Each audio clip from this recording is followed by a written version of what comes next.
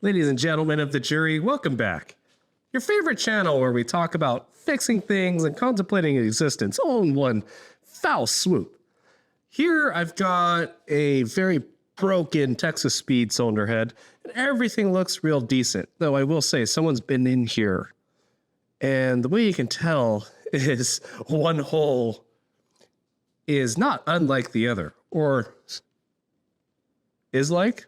I'm not sure.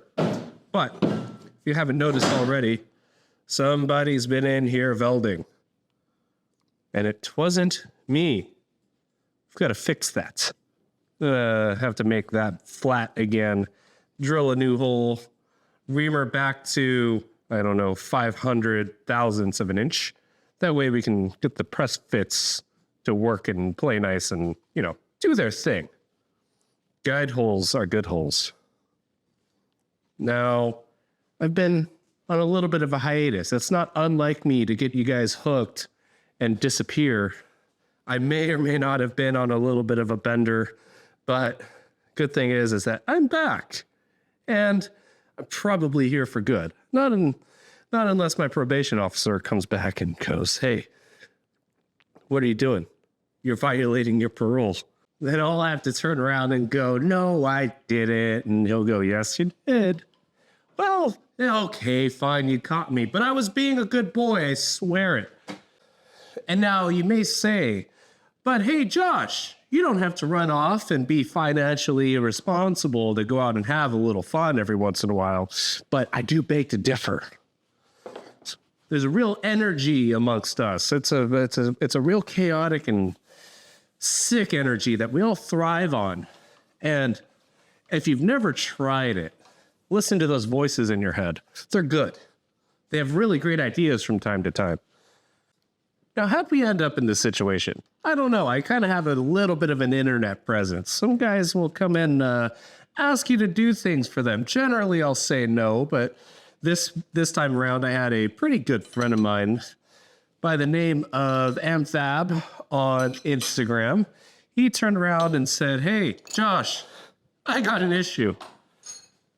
Some jabroni at the local machine shop decided to shove some guides where they didn't need shoving and damaged one of the guide bores." He goes, "I had to weld her up. Can you give me a new little guide bore, just a nice fresh straight hole?" And I said, "Yeah, sure. Send it down." And here we are. Now, while I do like a mechanical mishap here and there, damaging a nice little inexpensive, mind you, set of cylinder heads probably isn't recommended. It does make for good internet. So let's get her on this beautiful fixture of mine and figure out what we're going to do in regards of making her straight and true again, as God intended. Now, I know you have questions. Where have you been these past 6 months? I've been jonesing. Part of my disappearance has to do with some of the honey-dos I was given. "Honey, can you mow the lawn? Honey, can you move the office? Honey, can you stop disappearing for days at a time?" It gets real stressful. I've finally gotten a hold of my obligations, and here we are. We're back to work. Or I don't know that I would actually call it work. I get to screw around in a faux machine shop for a living, but what can you do? Those were the cards I was dealt. And I'm not sponsored by them, but this is my 5th Celsius today. Between the caffeine and the Adderall, I'd say this is going to make for a pretty wild video. But we'll just keep that to ourselves. Oh, yeah, I really appreciate the aluminum. Oh, hey, that's not going to work. All right, I had a slight miscalculation. The head will have to be mounted to its deck. Not really a big deal.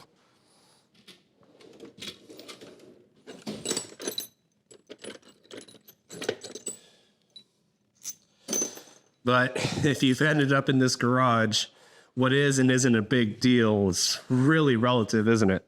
So what's going to have to happen here is I'm going to need to trim my mill into the head, get everything all square and parallel, at least square to my x-axis. So I'll have to indicate off of a set point on these heads, which will probably be the rocker pedestals. I'd say more than likely those are pretty parallel with the guide bores. If not, I'm sure we'll find out. Then once that happens, I'll be able to tilt the head over, get the bore centers, and then we can start remachining this new spring seat as well as the new guide bore. Now, I think if I've got my story straight, you know, with me, it does change by the hour, is the guys were working on this, heated the head up in the oven, maybe got it a touch too hot, started beating on the valve guides, probably with an air hammer. We're pushing up. We're probably pushing up this way, mushroomed the end of the valve guide, proceeded to send her home. They were probably into drifting because they did not lift, and proceeded to broach a mushroomed out valve guide through the guide bore, broke the guide boss off, slopped on some weld on the inside. That's when the guy that owns this head pulled it out of that shop. It ended up in my buddy's hands. He fixed some of the welding and at least got us to this point, and here we are. Now we've got to fix it. As far as boo-boos go, that's pretty minor. No, bad. Oh boy. I must be a touch out of practice because I am making mistakes. Forgot to tram in my bar. Happens to the best of us. I have missed talking to you guys, I gotta say. And I did have like 4 or 5 videos lined up. Well, I deleted them. Yeah, it's kind of the approach I like to take. It's the real artistic thing. You come up with a bunch of masterpieces, then one day you decide, I hate it all. Throw it all away. I'm really trying to Van Gogh this whole thing.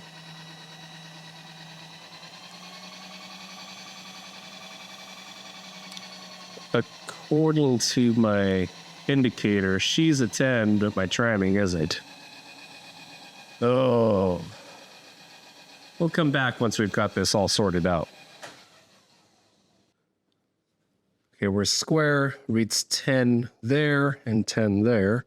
And the only 10 in this video is you guys, so make sure you hit that like and subscribe button if you're not already subscribed. Oh, and before I forget, look at my genius.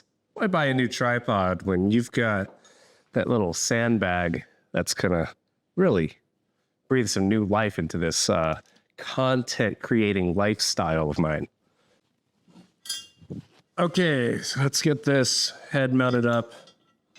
Those pedestals indicated in.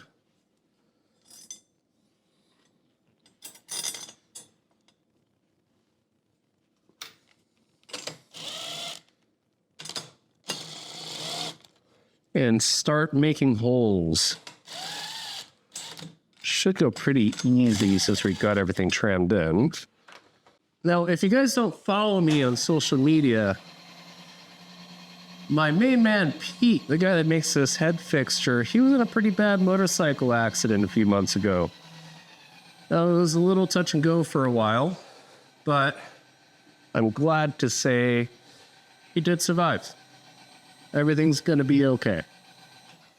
And I've been real quiet since, but I really got to say thanks to those of you who donated to his living expenses and supported his family while they were going through a real hard time. Nick and the entire Wolfram family at Jamsey and Paul Scanner Danner were a big help in organizing some benefits to them. So thank you guys very much. And now this message goes out to my man, Pete. If you're going to Knievel yourself off of a cliff, come on, you got to commit harder. change. Back to our scheduled programming. We're going to mount the same indicator onto the spindle, and now I'm going to indicate both ends of the cylinder head using these rocker pedestals. Let's get this head a touch more square. Oh, I can't show that side of my face yet. I did get a face tattoo.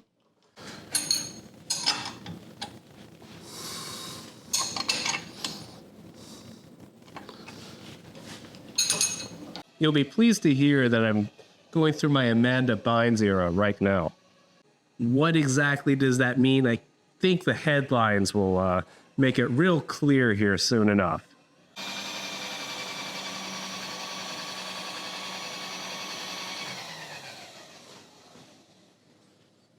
One more little bump.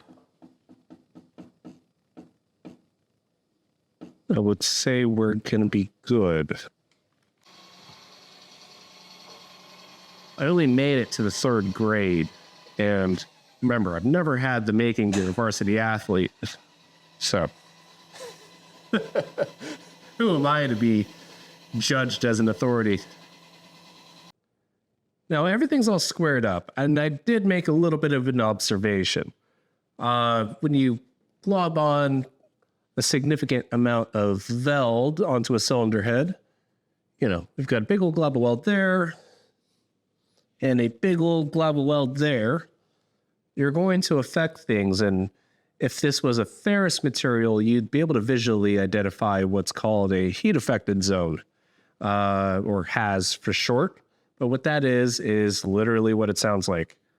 There's an area where the heat from your weld has now affected things and such. And here, since it's aluminum, you're not going to notice it, but you would be able to identify a bit of a hardness difference if you hardness tested this point, maybe compared to that point. What I noticed is the welding has moved this pedestal ever so slightly. So we're right about 0, move over, and here we are. Just under 1,000. Not a big deal. It's just an observation. But I just wanted to show that things do move around. Now, not everybody has one of these, but what I'm going to use is a 1/2-inch pilot that's actually just going to sit down inside of these guide bores. I'll lock it in real tight, and we'll just sweep in on the top of the pilot. We'll set our Z axis on both directions, so that way and that way. Get everything nice and square to the spindle, and then send her home. Now, the weld is on an intake guide on one of the end cylinders, so I'm going to take its neighboring intake guide here, get the datum off of that, and then we're just going to move over based off of the bore spacing, which on a small block Chevy LS, yada, yada, yada, is 4 inches, 400 thousandths. So real easy. We'll use this level, hopefully save ourselves a little bit of time on setup.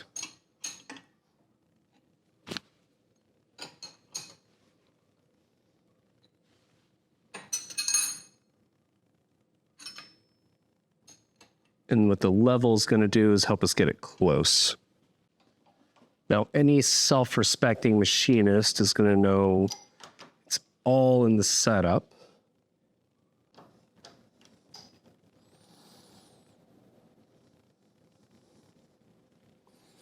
Okay, I'll take it. Make sure we're square left to right. Cool. All right, now let's get center. Let's call that center.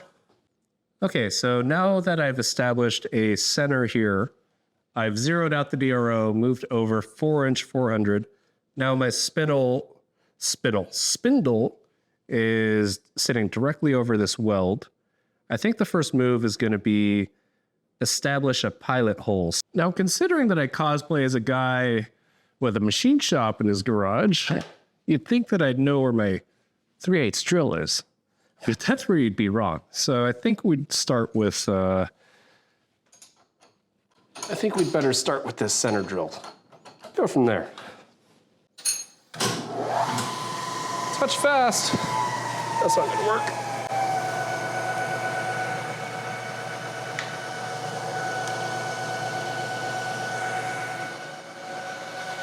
You guys get real mad whenever I don't put lube on something, so there you are. It's been lubed.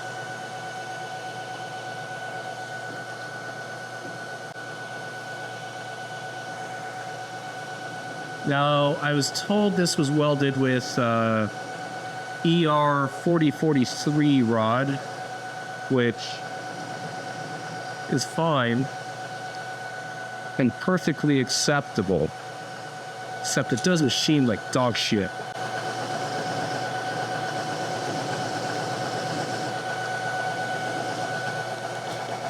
It's quite a bit of lube to make it play nice.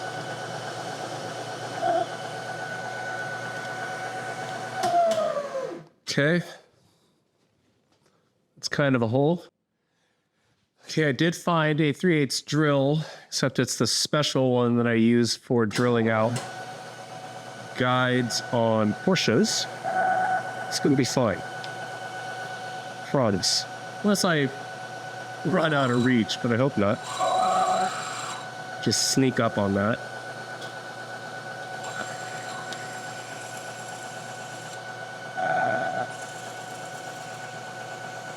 All I really want to do right now is get a pilot hole so I can fix the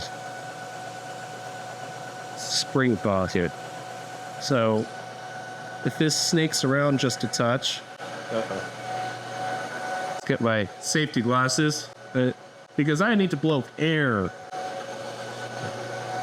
Fun fact, I thought I had metal in my eye for the past year and a half or so.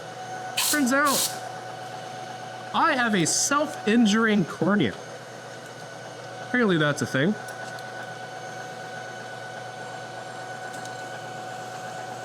Because your eyes can heal themselves, but not really. And every time you sleep,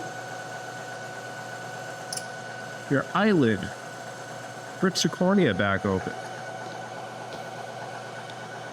I never actually had metal in my eye to begin with. Oh, nature. All right. It feels like I've broken through and am now making an interrupted cut. If I knew where any of my mirrors were, I might even be able to confirm that. Yes. I have indeed broken into a void of sorts. I'm not really sure what it is. All right, let's commit.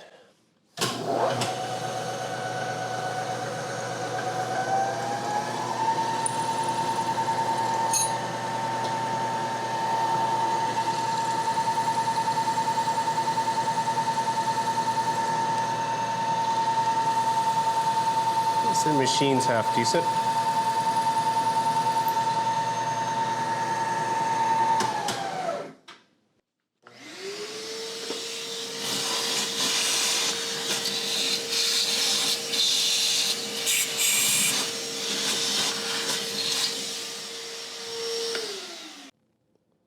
Okay, so there's our pilot hole. See if we can shine a light down there. See the other side. No, it's not focusing, but we've made it through. So I'm going to switch to a drill chuck, fix the spring pocket, and then we can start drilling and reaming for the new valve guide. Now, the internet experts will be real happy because I grabbed this spring pocket cutter with a collet. Let's see what kind of damage we can do.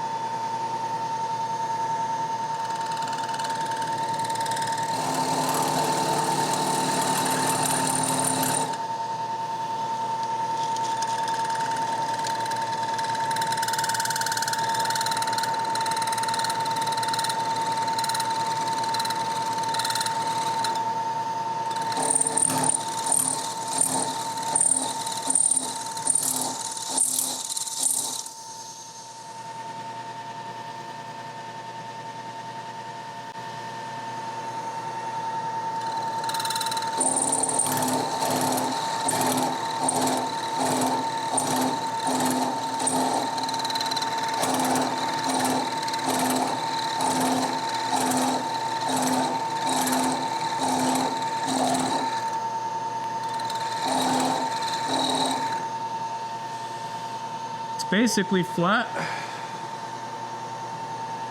Doesn't feel like I'm gonna poke a hole into the other side.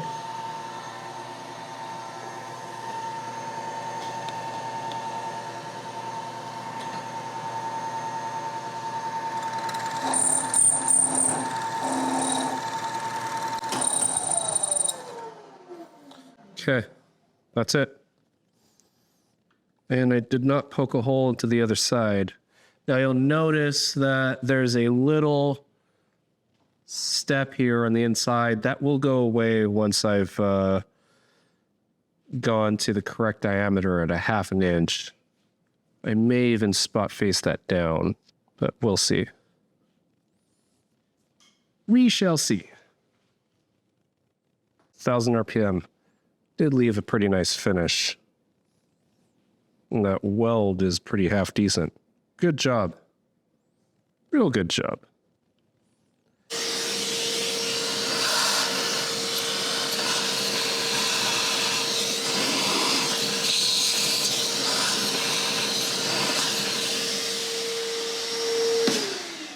Yeah.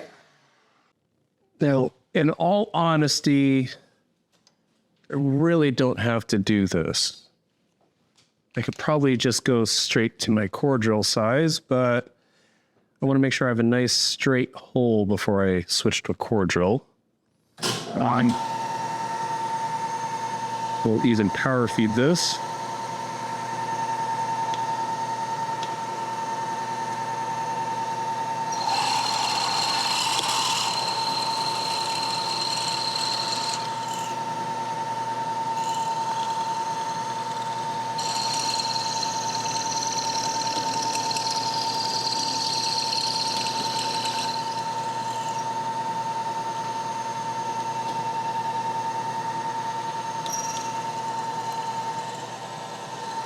It's really annoying as my power feed won't stay on, so I'm gonna have to fix that, but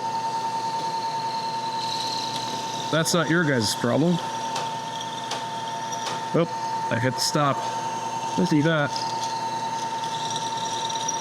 Okay. Wind through.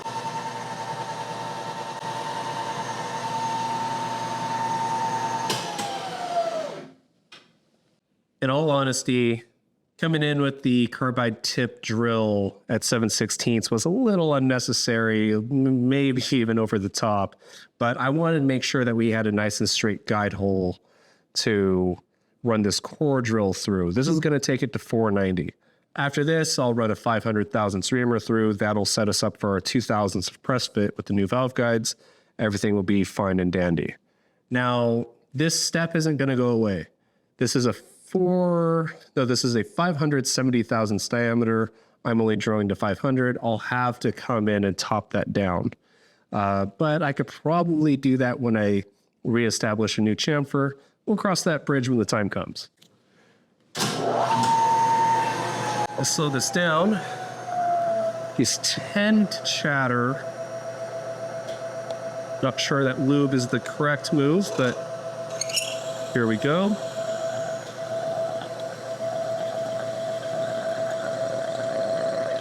And I've made it through. Always stop it. And done. That machine quite good. Look at that. Bam. First, I'm height challenged. Second, I've got the wrong collet for my reamer. This really isn't my day, but I mean, what do you expect? I'm more entertaining than I am talented. All right. Suck that up in there real good. Okay. Got that reamer choked up in the collet real good. Now we gotta get this reamed with plenty of lubrication. We'll feed it in quite quickly. There we go. Did I make it through to the other side? I'm not sure. I have. Okay. Probably shouldn't have stopped it midway, but it is what it is. And I'd say that's a reamed hole. I came in with this high-speed steel spot facer. Cut down that step. Now we need to put a chamfer on. Polish the hole, check sizing. I'm looking for about 500 to 500.5 thousandths of inside diameter. And I would say this head's pretty much done. Oh, the irony. We went through all the effort. Well, not me. My buddy. He went through all the effort of welding up that guide bore. Unfortunately, we had some guide sizing madness going on in the background. Good thing we were checking that anyways.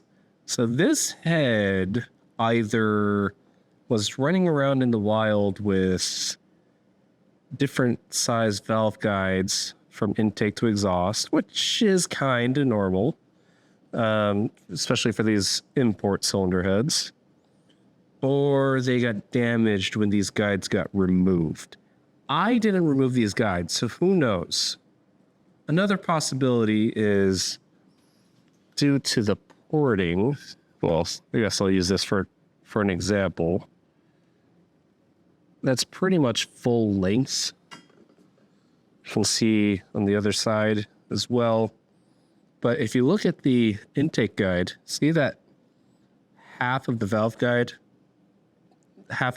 bore is missing? It's possible that as that valve is getting acted on and you get a little bit of side load, the guide was actually just wiggling around in there and it wallowed out the guide bore as it touched. That's not unheard of, honestly, especially if somebody had the valve train geometry all screwed up or they were using way too much camshaft with the stock rocker arm, which these heads aren't advertised to be to jive with. Well, looks like I'll just be installing exhaust guides. That's not really a big deal. Thankfully, my boys at SI Valves is going to have some custom oversized valve guides ground for me for all the intakes, and I'll have those tomorrow. Lucky me. In the meantime, let's check out that repair. That came out pretty good. Very happy with that. Even blends in really nice on the other side. Some of the porting is going to have to be touched up, but that's not my job. My job was just to put a round and straight hole back into this. My boy in Arizona can take care of the finish work here. My job was just to put a round and straight hole back into this. Too bad I needed all the other valve guide bores to be straightened out. Now, I'd call that a video. If you're not already subscribed, please subscribe, like the video, leave a comment. Let me know what you think is going on here. I can already think of some things that I would have done differently. At the end of the day, I'm pretty happy with that repair. Came out very good. So, thanks for watching to the end. This is Josh at Engine Rehab. Thanks for watching.